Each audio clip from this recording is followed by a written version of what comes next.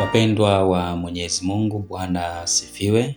Tunamshukuru Mungu kwa fursa hii tena tumekutana katika muendelezo wa majifunzo haya ya masomo haya makini ya wito wa Bwana. Na leo tena tunalo somo jingine zuri la pekee lenye kichwa kinachosema wito wa kumtii Mungu sehemu ya 5. Kuna sehemu ya kwanza, sehemu ya pili, sehemu ya 3, sehemu ya 4 na sasa ni sehemu ya 5 na kuna sehemu ya 6 inayofuata.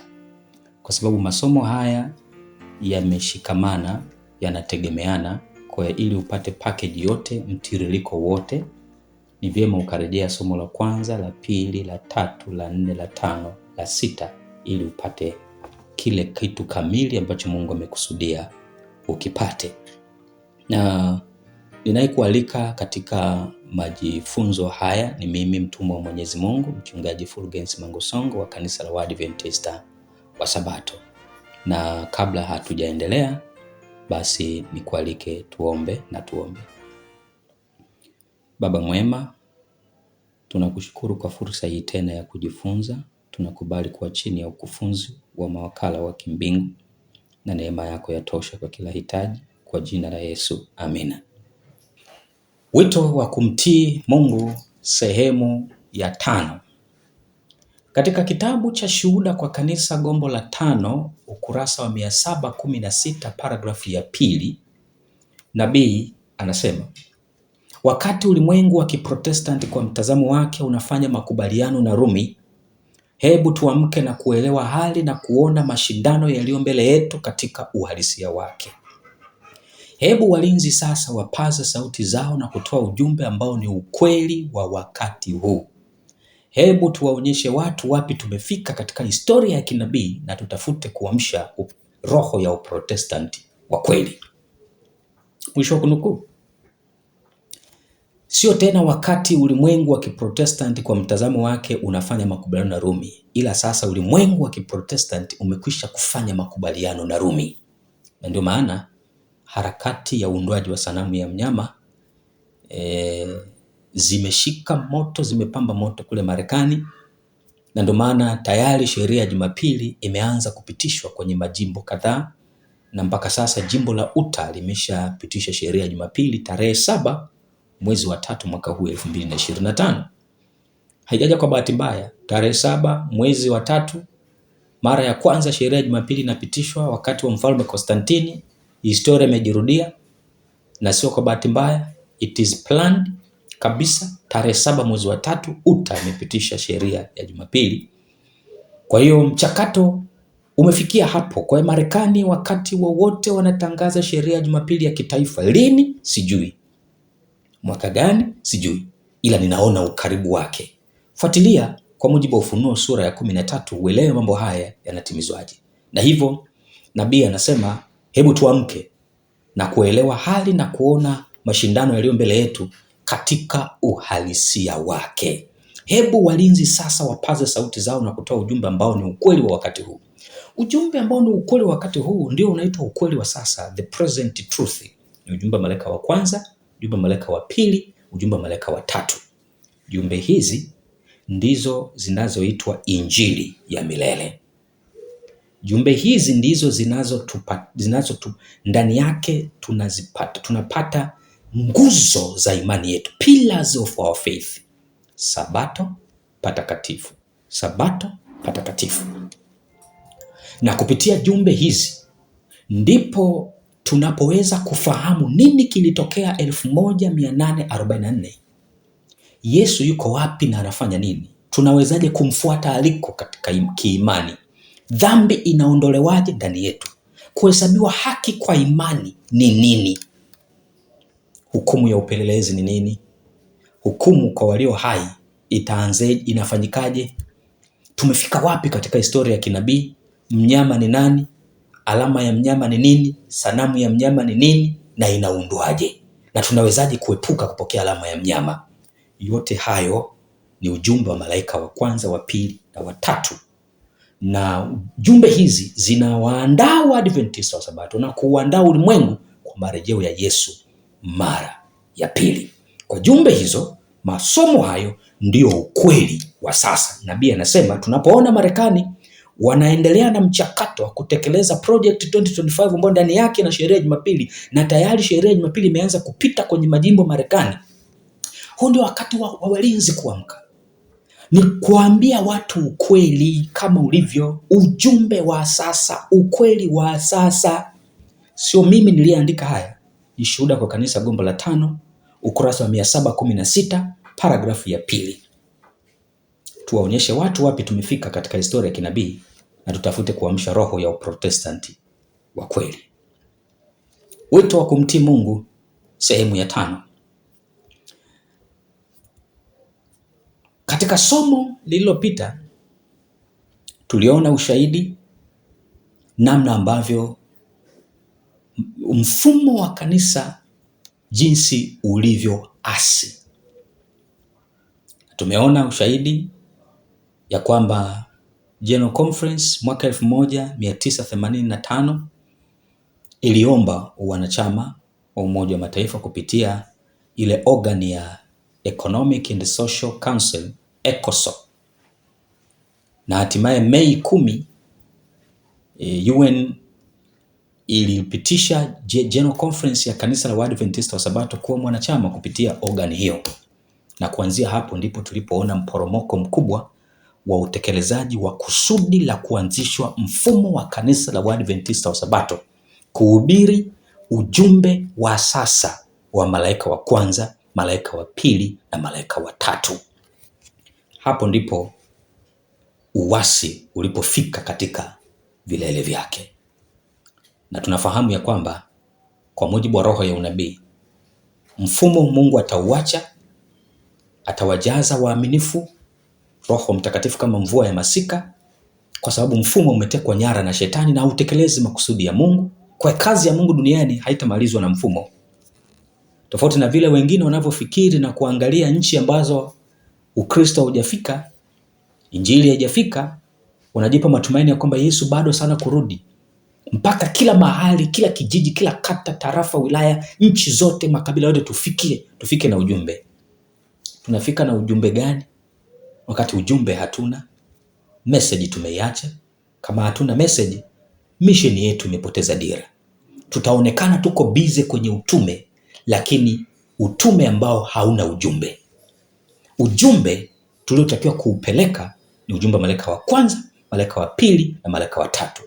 Jumbe hizi hakuna namna utaweza kuhubiri na kufundisha kama hautaitwa wewe una misimamo mikali, unakashifu dini za watu, na utafunguliwa mashtaka na utafanywa hivi. Na kwa sababu ujumbe wetu is a life and death message. Ujumbe wetu ni wa kufa ama kupona. Ujumbe wetu ni wa kuishi ama kufa. Ujumbe huu lazima ulete mtikisiko, ulete kelele. Na kwa sababu tumezibwa mdomo kwa kupitia muungano huu na ulimwengu, Umoja wa Mataifa, kanisa halina nguvu tena ya kuhubiri ujumbe huu, kwa sababu kuhubiri ujumbe huu ni kugusa imani za watu.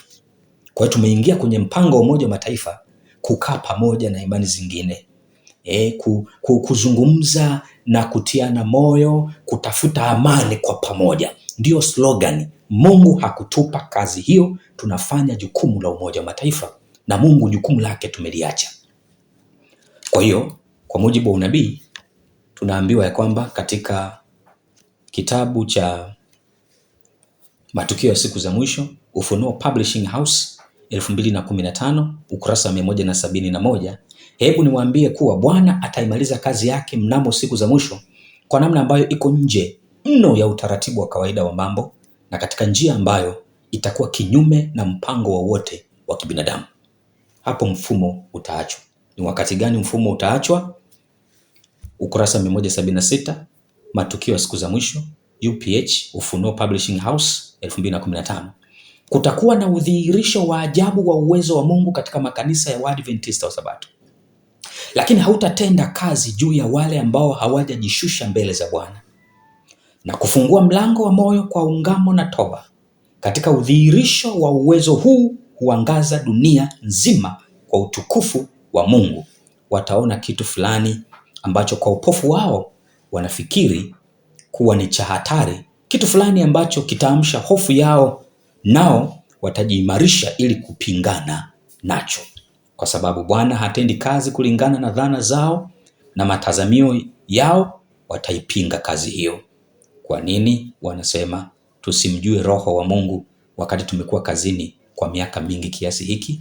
Kwa mujibu wa nukuu hii, yaliyopita ndio yatakayokuwako, yaliyotendeka ndio yatakayotendeka, historia itajirudia.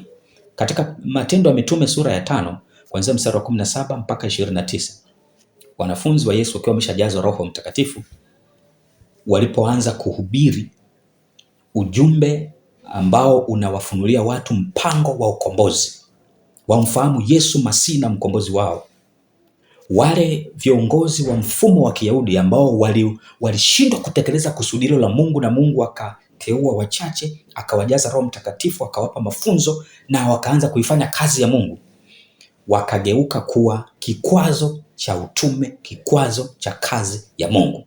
Mungu alikuwa amewacha mfumo wa Kiyahudi, Mungu akateua wachache na wakatekeleza kusudi lake, wakawakamata, wakaweka gerezani, wakaambia marufuku, hatutaki mhubiri habari za Yesu. Malaika, mstari wa 19 Matendo ya Mitume sura ya 5 19 na 20, malaika akaingia gerezani bila kufungua milango ya gereza, akawatoa, akawaambia nendeni hekaluni mkahubiri habari ya uzima huu. Tunajifunza ya kwamba hapo Mungu alishika kazi yake mwenyewe. Na hapa tunaambiwa kwamba kutakuwa na udhihirisho wa ajabu katika makanisa ya Waadventista wa Sabato, lakini usifikiri kwamba kila mmoja ataamshwa. No. Wale ambao hawajajishusha mbele za Bwana na kufungua mlango wa moyo kwa ungamo na toba wataachwa.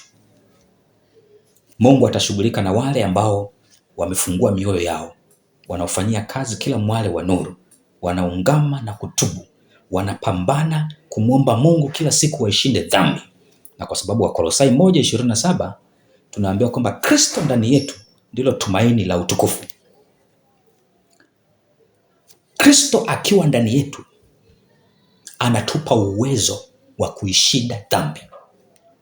Na kwa sababu hakuna atakayeingia mbinguni kama kuna dosari hata moja, lazima tuwe spotless.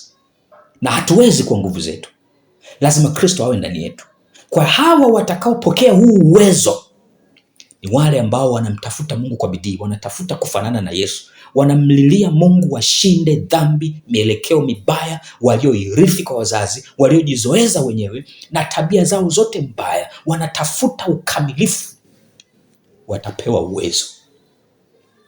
Sio wote. Kuna watu ambao wanacheza na dhambi, wanafikiri ya kwamba tunaokolewa kwa neema, tunaokolewa kwa neema. Sikiliza, kuhesabiwa haki bure kwa imani ni kitendo cha Yesu kuwa ndani yetu, na Yesu ndiye anayebubujika uwezo wa kuishinda dhambi.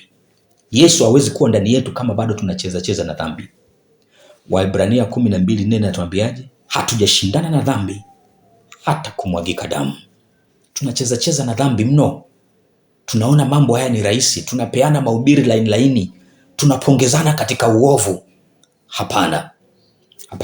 Kwa hiyo mfumo wa kanisa wakati wa kilio kikuu, Mungu atakapokuwa ameuacha na kuinua hawa wachache na kuwajaza Roho Mtakatifu, wakati sheria ya Jumapili imeshatangazwa ulimwenguni na kuanza kuhubiri ujumbe wa onyo la mwisho kwa ulimwengu, ujumbe wa malaika wa kwanza, malaika wa pili na malaika wa tatu, ambao mfumo wa sasa hauhubiri, umeupaki pembeni na umechukua malengo ya UN na kutekeleza badala ya mpango wa Mungu. Mfumo huu Mungu atauacha wakati wa kilio kikuu, na walioko ndani ya mfumo bado wataendelea kuwa na viongozi, wataendelea kutawala, wataona kuwa ni kitu cha hatari, na hofu yao inapoibuka watapambana kupingana na kazi hii. Na unajua watasemaje? Nabii anasema watasema, Roho Mtakatifu, kwa nini tusimjue? Tumekuwa kazini kwa miaka mingi namna hii. Wanafikiri kana kwamba Roho Mtakatifu ni uzoefu wa kuwa kazini miaka mingi. No. Sio kweli. Kwa hiyo historia itajirudia. Kwa hiyo sasa sio wakati wa kujitenga na mfumo. Hiyo nuru haipo. Ya kujitenga na mfumo, hiyo nuru haipo. Katika kitabu cha matukio ya siku za mwisho UPH 2015, Ufunuo Publishing House, ukurasa wa 171 na 172, neno linasema atainua wanaume na wanawake kutoka miongoni mwa watu wa kawaida ili kuifanya kazi yake, kama wakati ule wa zamani alipowaita wavuvi kuwa wanafunzi wake. Hivi karibuni kutakuwa na uamsho ambao utawashangaza wengi. Wale wasiotambua umuhimu wa kile ambacho hakina budi kufanywa watapitwa na kuachwa kushirikishwa na wajumbe wa mbinguni. Watatenda kazi pamoja na wale waitwao watu wa kawaida, wakiwafanya wafai kuupeleka ukweli katika sehemu nyingi. Hii ni manuscript release gombo la 15 kurasa wa 312, imenukuliwa katika Matukio ya Siku za Mwisho UPH 2015 ukurasa 171 na 172. Kwa Mungu atainua watu, na sasa watu hao wanaandaliwa katika kipindi tulichopo sasa. Wakati vuguvugu la kutangazwa kwa sheria Jumapili likiendelea Marekani, ndicho kipindi cha hukumu kwa walio hai inayoanza katika kanisa la Waadventista wa Sabato. Ndicho kipindi cha sealing, wale waaminifu wakiwekwa alama, kwa sababu watatambulika ya kwamba wamesimama katika kweli kiakili na kiroho bila kuyumbishwa. Ndicho kipindi ambacho kuna hatua ya tatu inayotendeka katika mchekecho, the shaking. Hatua ya tatu inayotendeka ni ule ushuhuda wa shahidi mwaminifu. Mungu ana watu aliowatuma anaowaongoza kutoa onyo kwa kanisa la Waadventista wa Sabato. Wale watakaosikia onyo hilo na kumrudia Mungu watakuwa sealed. Wale ambao watakataa na kupinga nuru hiyo, wakishambulia na kukosoa, watakuwa wamechekechwa, wamepepetwa.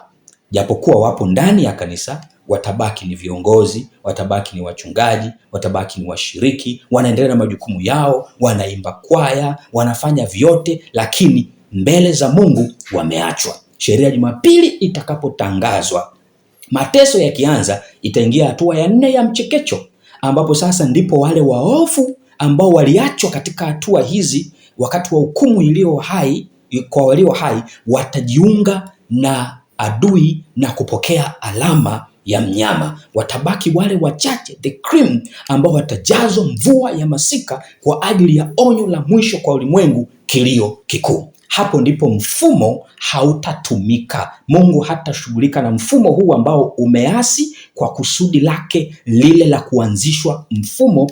Mungu atauacha mfumo, lile kusudi ambalo halijatekelezwa na mfumo huu wa sasa litatekelezwa wakati wa machozi na maumivu, wakati tumejazwa Roho Mtakatifu. Malaika wa Ufunuo 18 anapoungana na malaika watatu kupeleka ujumbe, onyo la mwisho kwa ulimwengu ni lipi? Ukweli wa sasa. Ujumbe wa malaika wa kwanza, malaika wa pili na malaika wa tatu. Katika somo lililotangulia tuliona ushahidi kupitia gazeti la Adventist Review la Juni 6 mwaka 1985. Uongozi wetu wa kanisa wa General Conference kwa wakati huo uliandika taarifa ya kwamba Mei 10 mwaka 1985 rasmi General Conference ya kanisa la Waadventista wa Sabato ilikuwa imepata wanachama wa Umoja wa Mataifa kupitia organi ya ECOSOC, Economic and Social Council. Na ndani ya organi hii ndipo kuna Umoja wa Mataifa unaeleza habari ya uhuru wa kidini. Na ndipo baada ya hapo tukashuhudia mporomoko mkubwa katika kanisa letu. Mfumo huu kama nabii anavyosema katika Shuhuda kwa Kanisa gombo la 4 ukurasa wa 210 paragrafu ya 4 na ya 5 ya kwamba kazi kubwa ya shetani ni makao makuu ya kanisa, makao makuu ya imani yetu, akiwaongoza viongozi kuasi. Na tumeona nabii akisema katika nukuu tulizosoma katika somo lililopita la wito wa kumtii Mungu sehemu ya 4, waweza kurejea. tumeona ya kwamba uasi kwa watu walioshika nyadhifa za uongozi utakuwa wa mara kwa mara. Na kwa sababu hiyo basi, ujumbe ambao ndio msingi, ndio pillars of our faith, nguzo za imani yetu. Najua nguzo za imani yetu, tuna Sabato na patakatifu. Ukiondoa patakatifu, ukiondoa Sabato, kanisa la Sabato walipo. Na hizi nguzo za imani yetu tunazipata katika ujumbe wa malaika wa kwanza, malaika wa pili na malaika wa tatu. Ndipo tunaelewa kilitokea nini mwaka 1844, Yesu yuko wapi, anafanya nini, tunawezaje kumfuata alipo kwa imani, hukumu ya upelelezi ni nini, tunaweza kuelewa hatari inayokuja mbele yetu, alama ya mnyama, sanamu ya mnyama na mnyama mwenyewe. Tunawezaje kujifunza unabii na kuweza kuepuka kupokea alama ya mnyama? Jumbe hizi za malaika wa kwanza, malaika wa pili na malaika wa tatu kwa ujumla wake, ndipo Yuda 1:3 inatuambia kuishindania imani waliopewa watakatifu mara moja tu. Imani hii haijawahi kubadilika. Tangu Adam alipewa Sabato, na alipoasi mpango wa ukombozi ulifunuliwa kwa Adamu. Wakati Waisraeli wako utumwani Misri, kwa sababu ya utumwa walishindwa kuitunza Sabato, na kwa sababu ya utumwa walishindwa kuendeleza vielelezo vya kafara vilivyomuhusu Yesu, kwa sababu wanyama watakatifu wale wa kafara walio safi walikuwa ni miungu ya Wamisri, na yeyote ambaye angemuua mnyama huyo, ng'ombe, mbuzi, kondoo, bahati mbaya ama kwa maksudi, adhabu yake ilikuwa ni kifo. Walipopoteza pillars of their faith, ambayo ndio pillars of our faith, walipopoteza nguzo za imani waliokabidhiwa watakatifu mara moja tu, wakati anawatoa utumwani Misri anawapeleka Kanaani, Mungu alianza kuwafundisha Sabato, na kisha akawaambia tengenezeni patakatifu nipate kukaa katikati yenu. Kwa hiyo ndio imani, na hapo ndipo tunaupata mpango wa Mungu wa ukombozi. Tunapata sheria ambayo ndio imeasiwa, na halafu tunapata neema. Neema tunaipata kwa mpango wa Mungu wa ukombozi. Mpango wa Mungu wa ukombozi tunaofahamu kupitia huduma ya Yesu patakatifu. Na tangu 1844 Yesu yuko patakatifu pa patakatifu, na ndio kipindi cha siku ya upatanisho. Kwa hiyo ujumbe wa malaika wa kwanza, malaika wa pili na malaika wa tatu ndio unaoitwa ukweli wa sasa. Na nabii amesema sana ya kwamba wajumbe, wahubiri, wafundishaji wanapaswa kukawia kwenye masomo haya, wawafundishe watu ukweli wa sasa. Ukweli huu tumeuacha baada ya kanisa kujifungamanisha na Umoja wa Mataifa. Tunaanza kutekeleza mipango ya UN badala ya kutekeleza makusudi ya Mungu. Japokuwa mfumo huu umeasi, sasa sio wakati wa kujitenga na mfumo. Ninaendelea kuwasihi wale ndugu zangu, wale marafiki zangu na wenzetu, Adventista wenzetu ambao wameamua kuanzisha mifumo yao, wameamua kuanzisha makanisa, mifumo mingine, zaka wanapeleka huko, wanawategemeza watu kwa maelekezo ya nani? Wakati tulio nao sasa, tunawezaje kujiunganisha na kutengeneza mfumo mwingine wakati muda umeisha? Huu ulikuwa ni wakati makini wa kuandaa familia zetu, wa kujiandaa sisi, wa kuandaa ulimwengu. Huo muda tunaotumia kukaa vikao na kuanza kutengeneza mifumo mingine, tunautoa wapi? Kwa maelekezo ya nani? Hakuna nuru katika kujitenga na mfumo. Ni kweli mfumo wa Kiyahudi Mungu aliukataa kwa sababu uliacha kutekeleza mapenzi ya Mungu, kufunua mpango wa ukombozi. Watu wamfahamu Yesu kwamba ni Masihi na mkombozi wao. Yesu akachagua watu wachache akawajaza Roho Mtakatifu kama mvua ya vuli. Vivyo hivyo wakati wa mwisho Mungu anachagua wachache waaminifu, anawajaza Roho Mtakatifu kama mvua ya masika. Ndipo kilio kikuu kitakapohubiriwa baada ya sheria ya Jumapili kutangazwa Marekani na kisha ulimwengu mzima. Ndipo Mungu atauacha mfumo, hatautumia mfumo. Sasa hivi sio wakati wa kujitenga na mfumo. Pamoja na uasi wote, pamoja na makandokando yote, bado mfumo una kazi sasa. Mungu hajauacha rasmi, atauacha baada ya sheria ya Jumapili kuwa imetangazwa ulimwenguni wakati wa kilio kikuu. Wanaofundisha ya kwamba sasa tujitenge na mfumo, wenzetu, hiyo nuru mnaitoa wapi? Mbona nukuu zote mnazozitumia za roho ya unabii ziko nje ya muktadha wake? Mungu na atusaidie tuelewe kusudi lake. Unajua, katika kipindi hiki cha mwisho kutakuwa na matatizo mengi, kutakuwa na mafundisho mengi, kutakuwa na porojo nyingi. Kama hautajua kusimama kwa imeandikwa, unaweza ukayumbishwa kwa urahisi. Kwa hiyo ninawasihi kwa rehema zake Mungu, utii ni wa muhimu. Tunatii nini? Hatutii mfumo. Kama mfumo unatuongoza kumwasi Mungu na kusudi lake, tutasimama na Mungu na kusudi lake. Lakini kama mfumo unatuelekeza sawasawa na neno la Mungu, tutatii mfumo. Ni sawasawa na serikali. Kama serikali itatuongoza sawasawa na neno la Mungu, tutaitii serikali, maana ndio maelekezo ya Mungu. Lakini kama serikali itatuongoza kwenda kinyume na Mungu, tutakataa kufuata maelekezo ya serikali, badala yake tutafuata maelekezo ya Mungu. Sikia nabii anachosema hapa. Nabii anasema hivi katika kitabu cha Acts of Apostles ukurasa wa 68 paragrafu ya pili. Acts of Apostles ukurasa wa 68 paragrafu ya pili. Nabii anasema, wajibu kwa ajili ya zawadi hii kuu uko kwa wale ambao Mungu amewabariki kwa ujuzi wa neno lake. Tunapaswa kupokea neno hili kama mamlaka kuu.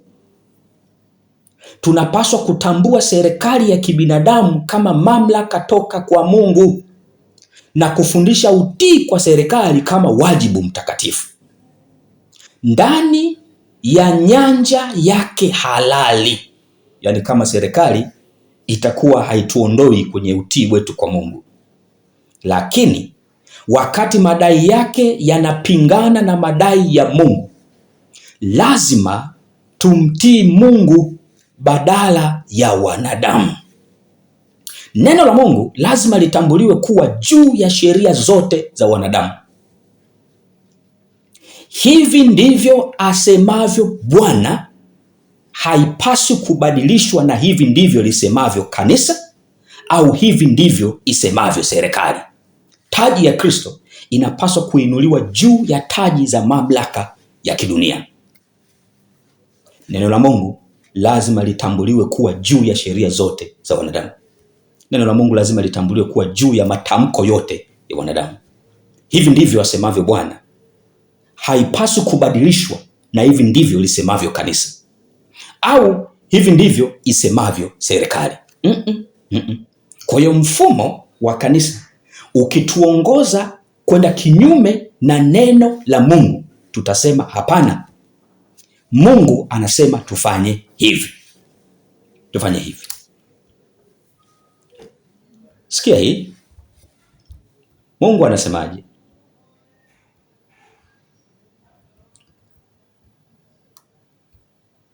Mungu anasema hivi katika roho ya unabii. Tufanye nini sasa? Katika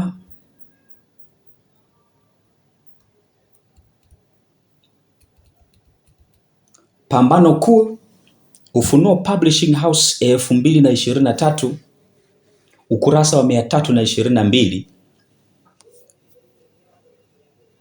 nabii anasema, wakati waalimu waaminifu wanapoeleza neno la Mungu, wanainuka watu wasomi, wachungaji wanaojidai kuelewa maandiko, wanaokataa mafundisho sahihi kama uzushi, na hivyo wanarudisha nyuma juhudi za kutafuta ukweli. Huu ukweli wa sasa ambao mfumo wetu wa kanisa umeuacha. Kuna wenzetu wanaotetea mfumo, matamko ya mfumo, maelekezo ya mfumo, wanayasimamia kama maelekezo ya Mungu. Wakati fulani maelekezo na matamko yako kinyume na maelekezo ya Mungu. Kwa wanapotokea watu wanaosema hapana, msingi wa imani yetu, pillars of our faith, nguzo za imani yetu. Maana msingi, neno nasema tumejengwa juu ya msingi wa mitume na manabii. Yesu mwenyewe ni jiwe kuu la pembeni. Sasa msingi wa mitume na manabii, Yesu ni jiwe kuu la pembeni, nguzo, pillars of our faith, Sabato, patakatifu. Hilo ndilo kusudi la uanzishwaji wa mfumo huu, ili watu wa Mungu waweze kutekeleza kusudi la kuhubiri ujumbe wa malaika wa kwanza, malaika wa pili na malaika wa tatu ulimwenguni. Wanapoibuka watu na wanasema tumeacha pillars of our faith, turudi kwenye misingi yetu, tusimame katika njia kuu, tuulize mapito ya zamani. Wanapoanza kufundisha na kuhubiri, wanaibuka watu wasomi, wachungaji wanaojidai kuelewa maandiko kwa mujibu wa nukuu hii sasa ya Pambano Kuu, wanaokataa mafundisho sahihi, yani ukweli wa sasa, na wanaouita kuwa ni uzushi, na wanasema hao watu ni offshoot, wanafundisha kitu kilicho kinyume na uelewa wa kanisa. Sio kinyume na uelewa wa kanisa. Yani kabla ya mwaka 1985 tulikuwa tunaukumbatia ukweli wa sasa. Baada ya mfumo kujiunga na Umoja wa Mataifa, ukweli ukapotea hatua kwa hatua, na badala yake tukaanza kutekeleza malengo ya Umoja wa Mataifa. Sasa tunapohubiri ujumbe wa malaika wa kwanza, wa pili na wa tatu kama ukweli wa sasa, tunaambiwa kwamba tunaeleza uelewa tofauti na kanisa. Sio kwamba ni uelewa tofauti na kanisa, ni uelewa tofauti na mfumo ulioacha uelewa wa awali. Ndicho kinachoendelea. Shetani ameuteka mfumo wa kanisa letu kama alivyofanikiwa kuuteka mfumo ule wa dini ya Kiyahudi. Na kwa sababu wako wengi wanaowaamini wachungaji wao bila maswali, wanakataa kusikiliza ujumbe huu kwa sababu wachungaji wao wameupiga. Sasa tufanye nini? Pambano Kuu, Ufunuo Publishing House 2023, sura ya 37, maandiko ni kinga, ukurasa wa 493. Nabii anasema, ni wajibu wetu wa kwanza na wa juu kabisa wa kila mtu mwenye akili kujifunza kutoka katika maandiko kile ambacho ni ukweli. Naposema kile ambacho ni ukweli, ndio ukweli wa sasa. Ndio ukweli wa sasa. Na halafu kutembea katika nuru na kuwatia moyo wengine wafuate mfano wake. Inatupasa siku kwa siku kujifunza Biblia kwa bidii, tukipima kila wazo kwa kulinganisha andiko kwa andiko. Kwa msaada wa Mungu inatupasa kujenga maoni yetu kwa ajili yetu sisi wenyewe, kwa kuwa itatupasa kujibu wenyewe mbele za Mungu. Hiki sicho kipindi cha kusema mchungaji fulani anasema hivi, sijui fulani anasema hivi, sijui nimesoma kwenye mtandao wanasema hivi, kuna grupu fulani la kuchambua unabii wanasema hivi. Hiki sicho kipindi hicho. Yani badala ya kuconcentrate kwenye magrupu hayo wanafundisha nini unabii, tumia muda mwingi kusoma Biblia na kusoma roho ya unabii wewe mwenyewe. Kwa maombi mengi Mungu atakufunulia ukweli. Watu wameanza kutapatapa, wanaenda huku kutafuta huyu anasemaje, huyu anasemaje. Utapoteza muda, na kama sio kupoteza tu muda, utapotezwa. Mungu anasema turudi kwa imeandikwa, turudishe uberoya, tusimame kweli kama watu wa kitabu. Uberoya umepotea miongoni mwa Waadventista wa Sabato. Tunapenda mambo laini, tunapenda mahubiri mepesi. Badala ya kuambiwa ukweli unaochoma na kutuonesha dhambi zetu, tunaukataa, na hivyo tunajikuta tumefungiwa nje katika giza totoro, kwa sababu nuru iliyofunuliwa kwetu tumeipiga teke.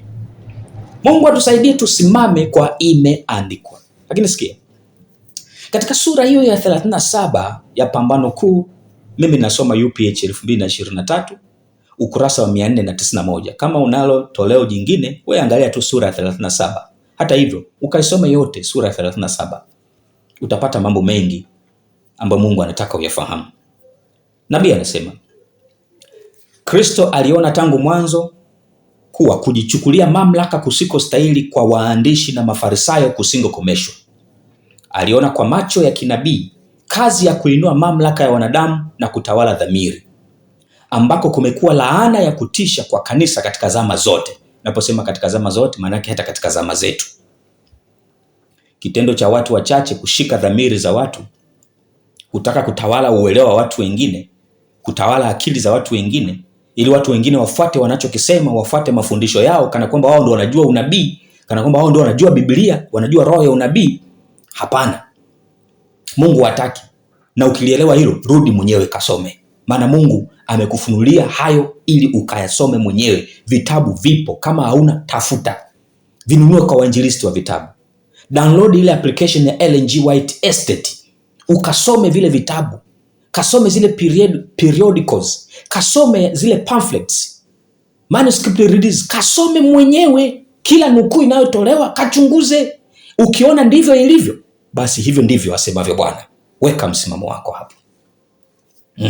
Nabii anaendelea kusema, na maonyo ya kutisha kwa waandishi na Mafarisayo na maonyo yake kwa watu ili wasifuate viongozi hawa vipofu yaliwekwa kama katika kumbukumbu kama maonyo kwa vizazi vya baadaye. Kwa vizazi vya baadaye. Ninayo naye mtumaini kwamba ndiye mfafanuzi wako wa maandiko.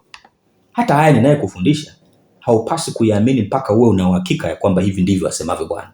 Maana yake, wajibu huu unakutaka kuondoa uzembe, uvivu na ulegevu, na kuamua sasa kusoma mwenyewe, kuchunguza mwenyewe.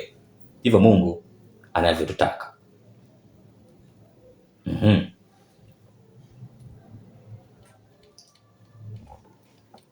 Maandiko ni kinga, sura ya 37, Pambano Kuu. Mimi nasoma UPH 2023, kurasa 490. Neno linasema, nabii anasema, shetani anajitahidi daima kuvuta usikivu uelekezwe kwa watu badala ya kuelekezwa kwa Mungu. Anawaongoza watu wawatazame maaskofu, wachungaji, maprofesa wa teolojia kama viongozi wao badala ya kuchunguza maandiko ili wajifunze wajibu wao wenyewe moja kwa moja. Ndipo kwa kutawala na kuongoza akili za hawa viongozi, anaweza kutawala watu wengi kulingana na matakwa yake mwenyewe. Ndivyo alivyofanya pale General Conference mwaka 1985 kwa kutawala viongozi, kuwaongoza kwenye uasi, na wakaliingiza kanisa zima kwenye uasi. Mfumo mzima umeingia kwenye uasi. Na ndicho shetani anachokitaka.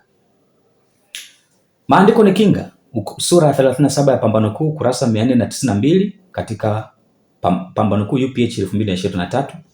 Licha ya Biblia kujaa maonyo dhidi ya walimu wa uongo, watu wengi wako tayari kusalimisha amana ya roho zao kwa viongozi wa kanisa. Wapo watu maelfu leo wanaodai kuwa wafuasi wa dini wasioweza kutoa sababu ya imani yao zaidi ya kusema tu kuwa wao wamefundishwa hivyo na viongozi wa dini. Wanapita bila kuyaona mafundisho ya Mwokozi na wanaweka imani yao isiyo na swali kwa maneno ya wachungaji wao. Lakini je, wachungaji hawakosei? Tunawezaje kuweka amana roho zetu kwa uongozi wao bila kujua kwa njia ya neno la Mungu kuwa wabeba nuru? Anaposema bila kujua kwa njia ya neno la Mungu, maana yake ni kujithibitishia.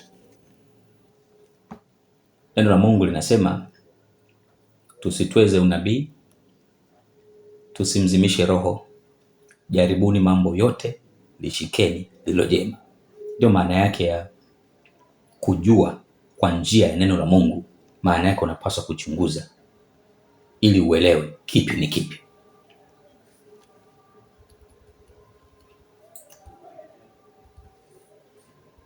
Mungu anasemaje kuhusu mfumo? Pambano Kuu UPH 2023, sura ya 37, maandiko ni kinga, ukurasa wa 490, imeandikwa, nabii anasema, maoni ya wasomi, mahitimisho ya sayansi, imani na maamuzi ya mabaraza ya makanisa, sauti ya walio wengi, hakuna moja wala yote yanayopaswa kuchukuliwa kama ushahidi unaounga wazo lolote la imani ya kidini. Kabla ya kukubali fundisho lolote au kanuni yoyote, inatupasa kudai tamko la wazi na hivi ndivyo Bwana asemavyo. Kuunga mkono fundisho hilo au kanuni hiyo.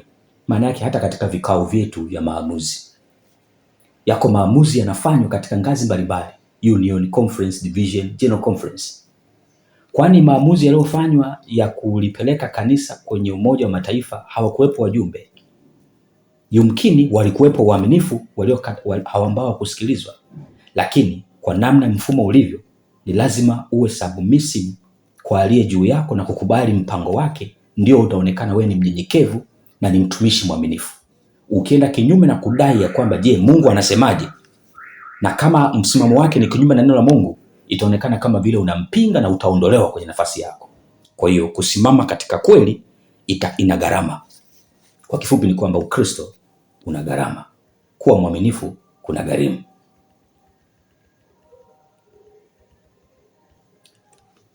Nabii anasema sura ya 32 ya Pambano Kuu, mitego ya shetani, UPH 2023 ukurasa wa 429. Na hakuna kanisa linaweza kukua katika utakatifu isipokuwa washiriki wake wanautafuta ukweli kwa dhati, kama kutafuta hazina iliyositirika. Ukweli upi huo? Ukweli wa sasa. Kama washiriki wataamua kutafuta kwa dhati, kanisa litakuwa katika utakatifu. Kwa kanisa linadorola kwa sababu tumeuacha ukweli wa sasa. Nirudie ile nukuu ambayo nimekwisha kusomea. Inatoka katika kitabu cha Acts of Apostles sura ya 60 ukurasa wa 68 paragrafu ya 2.